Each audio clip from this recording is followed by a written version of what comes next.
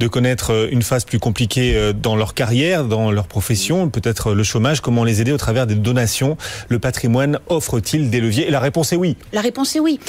On a aujourd'hui des lois fiscales qui sont extrêmement attractives. Je rappelle qu'on peut donner tous les 15 ans en France, qu'on peut aider ses enfants par des donations de sommes d'argent que chaque parent peut consentir à chaque enfant dans une limite de 31 865 € et qu'on a ensuite un abattement de droit commun qui existe à hauteur de 100 000 € par parent et par enfant. Et l'abattement et la donation de sommes d'argent de 31 865 €, elle est aussi offerte et ouverte aux grands-parents.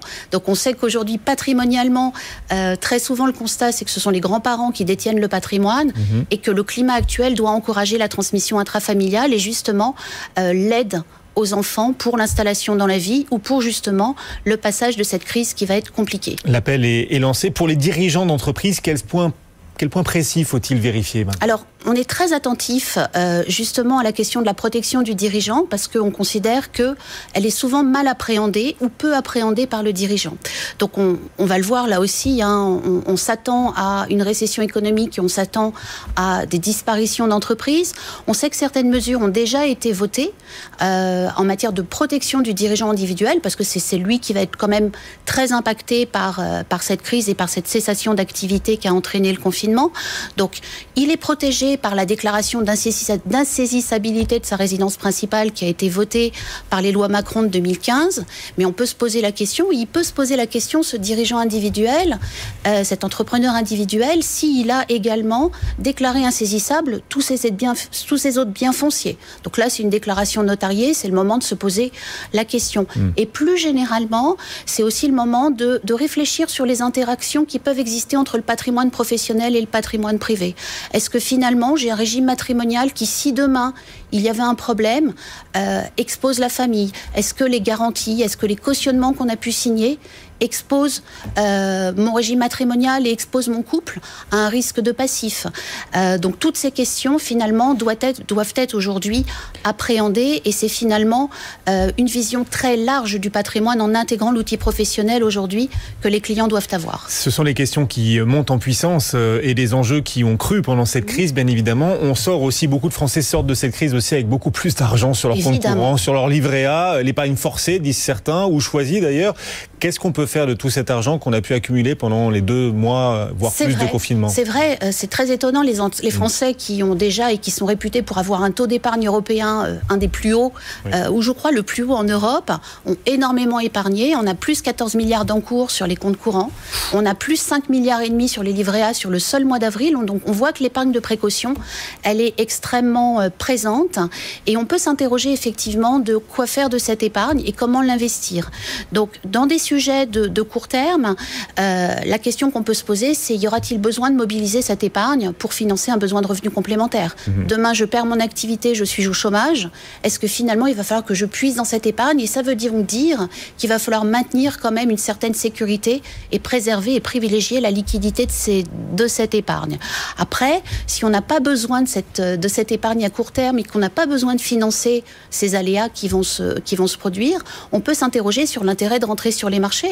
On a connu des plus hauts en début d'année, on a connu des plus bas au mois de mars, on voit que les marchés remontent, on a une belle séance qui s'annonce aujourd'hui, puisque le CAC est à +2 pour l'instant. Est-ce que c'est le moment de rentrer? La réponse est sans doute oui, si on prend du recul sur sa stratégie patrimoniale et qu'on n'oublie pas les fondamentaux. Les fondamentaux, ils sont souvent toujours les mêmes. Est-ce que j'ai du temps devant moi? L'objectif de long terme pour aller s'investir sur les marchés est indispensable. Est-ce que j'ai un profil d'investisseur et une sensibilité au risque qui me permet d'accepter cette volatilité qu'on a connue? Et puis surtout diversifier ses investissements. Je ne vais pas investir mes liquidités sur un seul titre, même si je crois en une valeur, mais plutôt diversifier mes investissements et diversifier les styles de gestion pour répartir son risque. Best of. Sandrine Collat-Jacôme, donc, pour Dauphine Patrimoine. Votre gestionnaire de patrimoine ou votre banquier vous a peut-être récemment fait une proposition pour investir dans des produits structurés. Mais de quoi s'agit-il exactement? La réponse de Joël Moriot pour Le Monde Argent. Best of.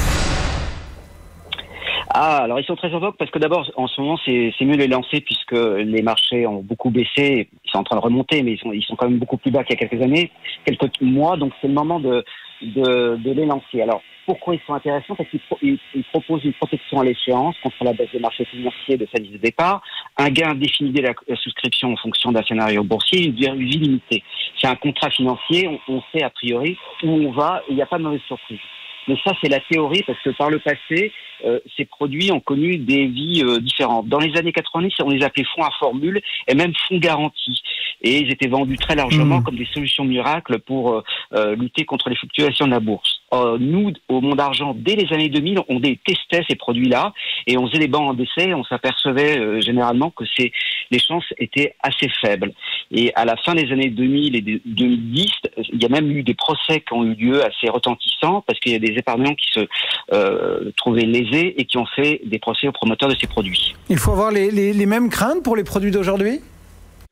Alors, il faut être vigilant. La réglementation a été renforcée, l'information a été améliorée, mais ça reste des produits complexes.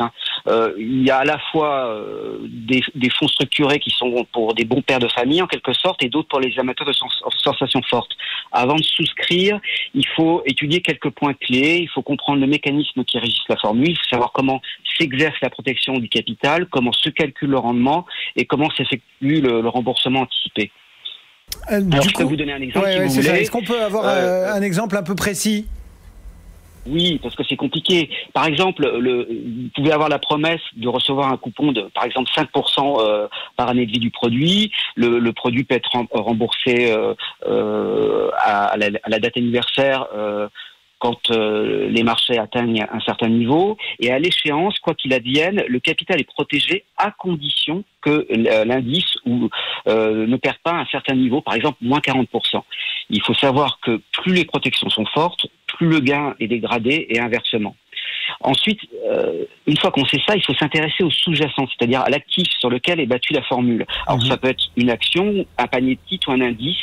Alors il faut être très attentif sur l'indice, parce que ça peut être soit un indice qu'on connaît, l'Eurostock 50 par exemple, ou le CAC 40, soit un indice qui est fabriqué de toutes pièces.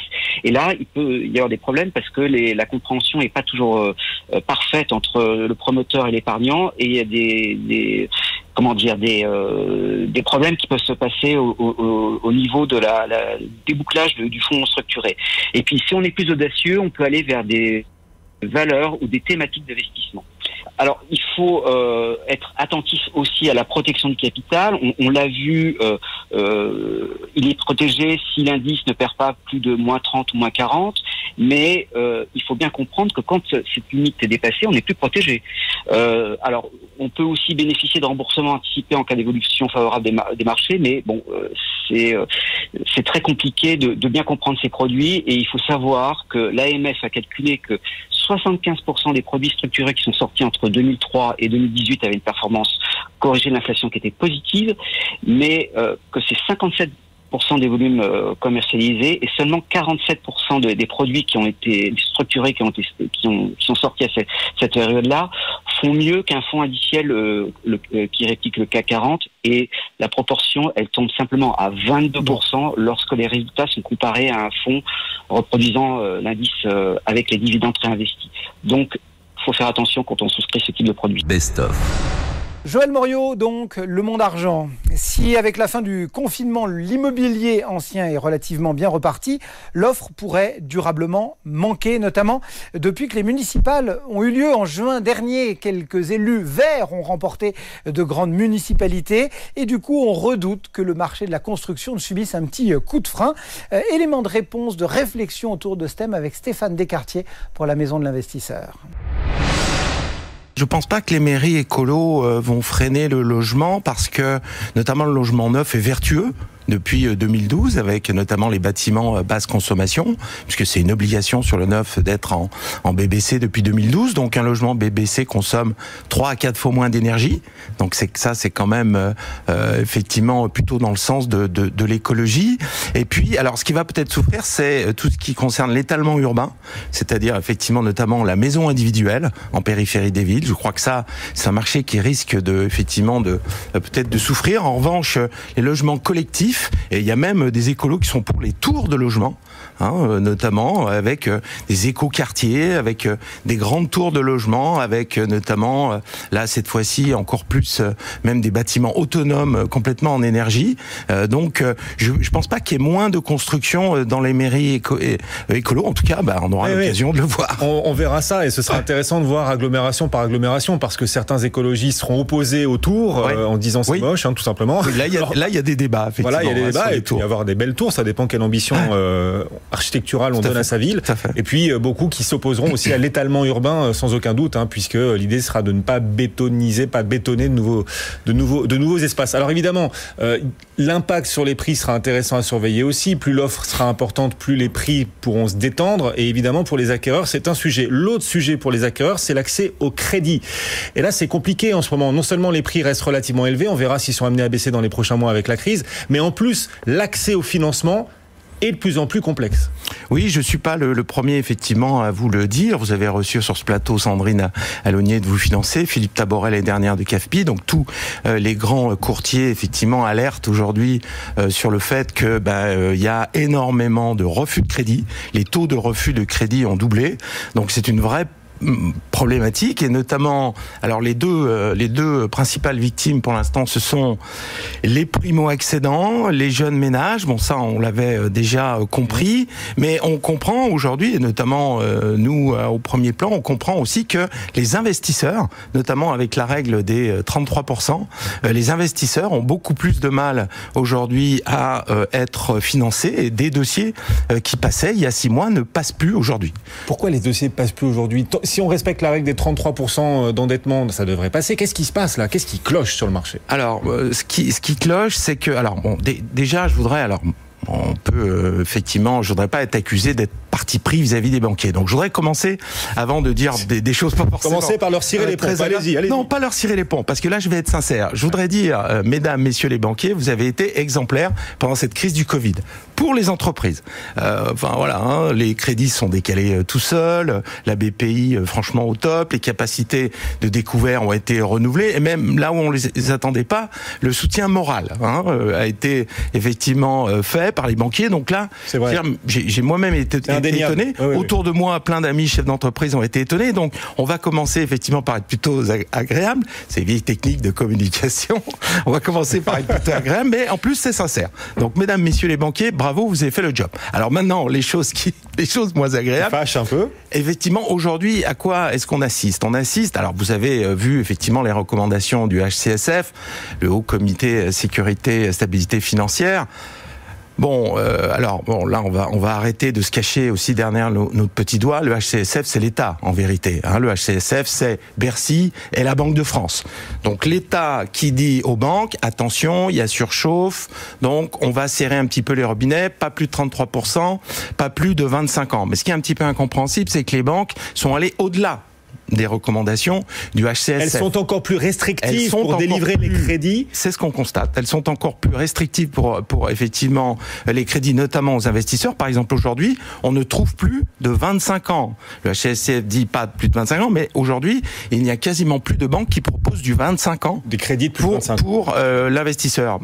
Donc, elles plafonnent aujourd'hui pour l'investisseur les 3/4 des banques à 20 ans seulement. Donc, des gens qui passaient à 25 et pas avant, 10% des clients, allez, au revoir. Donc première chose. Autre chose, les 3/4 des banques, même quasiment 80% des banques aujourd'hui, ne veulent plus d'investisseurs locataires. D'investisseurs qui ne soient pas propriétaires de sa résidence principale. Ça, c'est pas du tout dit c'est pas recommandé du tout par le HCSF, et pourtant c'est ce qui se passe aujourd'hui. Et notamment, alors nous, on avait plein de clients, des jeunes cadres qui gagnent très bien leur vie, qui veulent rester mobiles, donc ils ne veulent pas acheter leur résidence principale parce qu'ils veulent saisir des opportunités de job, notamment à l'étranger, etc. Bien aujourd'hui, les banques, c'est même pas un problème d'endettement de dire 33, 30%, etc. C'est on ne veut pas de votre dossier. Bon. Qu'est-ce qui leur arrive, les banques ? Elles n'ont plus le temps. Qu'est-ce qui peut justifier qu'elles soient encore plus restrictives que ce que l'État leur demande ? Alors, il y a eu effectivement l'effet Covid avec la désorganisation. Ça, effectivement, on en est tous bien conscients, etc. Mais je ne sais pas. Moi, je ne suis pas malheureusement dans le secret des dieux vis-à-vis des banques. Mais c'est d'autant plus incompréhensible que, vous le savez, Guillaume, les investisseurs empruntent plus cher. Donc, les banques gagnent très bien leur vie sur des dossiers investisseurs. Aujourd'hui, si vous vous avez un dossier où vous passez par exemple à un 3 ou un 4% pour votre résidence principale, pour un investissement locatif, vous allez emprunter à un 7, un 8. C'est-à-dire que les taux sont plus élevés pour les investisseurs. D'ailleurs, vous savez pourquoi les taux sont plus élevés pour les investisseurs ? Parce que les taux sont déductibles pour l'investisseur. Donc on va les déduire de ses revenus fonciers, de sa CSG, etc. Donc finalement, il coûte, si vous êtes dans une tranche à 30%, il vous coûte même pas la moitié. Si vous empruntez à 2, c'est à peine 1% que vous allez payer. Du coup, c'est gagnant-gagnant dans cette Donc du coup, ça fera gagnant-gagnant. En tout cas, les banques n'hésitent pas à facturer un petit peu plus cher. Donc ça, c'est un petit peu incompréhensible quand même, parce que les banques empruntent, on le sait tous, à taux zéro, et en prêtant à un 8, avec un taux de sinistre quasiment nul sur l'immobilier, parce que les banques font bien leur boulot en France, ils gagnent très bien leur vie. Donc c'est d'autant plus incompréhensible. Alors, ces dernières années, on observait quand même une surchauffe du marché de l'immobilier, record de transactions qui a amené une flambée des prix, et donc le HCSF recommandait aux banques de limiter un peu les choses et de calmer le marché du crédit. Là, en ce moment, en période de crise qui démarre à peine, en plus cette crise, ces recommandations viennent à contre-temps et l'attitude des banques vous semble contre-productive, c'est ça ? On a clairement un problème de timing. Nous sommes tout à fait d'accord, on a vraiment un problème de timing. Et c'est notamment ces recommandations du HCSF, elles sont parues en fin d'année. J'en ai pas parlé en fin d'année, j'en ai pas parlé en début d'année. Oui, parce qu'elles vous semblaient justifiées. Dans un marché en surchauffe. En tout cas, je vous l'aurais jamais, peut-être pas dit, même sous la torture, mais en tout cas, elles étaient acceptables. Elles étaient tout à fait acceptables parce que j'étais le premier à dire, effectivement, que le marché allait vers la surchauffe. Et qu'on allait, effectivement, vers des prix qui allaient tellement augmenter qu'à un moment donné, les prix allaient craquer. Donc finalement, c'était peut-être un moyen pour calmer le marché. Mais là, c'est bon, il s'est calmé tout seul le marché. Hein. En gros, on a perdu un tiers des acheteurs, 30 ou 40% des acheteurs sur le court terme. Avec la crise du Covid. Avec la crise du Covid. Donc là, le marché s'est calmé tout seul. C'est pas la peine d'en rajouter. Pourquoi l'État renouvelait sa recommandation aux banques de limiter l'accès au crédit alors qu'on entre dans une phase de crise et que le marché immobilier s'assagit mécaniquement avec le Covid? C'est incompréhensible. Moi, j'avoue que je ne comprends pas. Surtout que en plus, il y a toujours des gagnants. Qui profitent de cette situation. Alors peut-être qu'on veut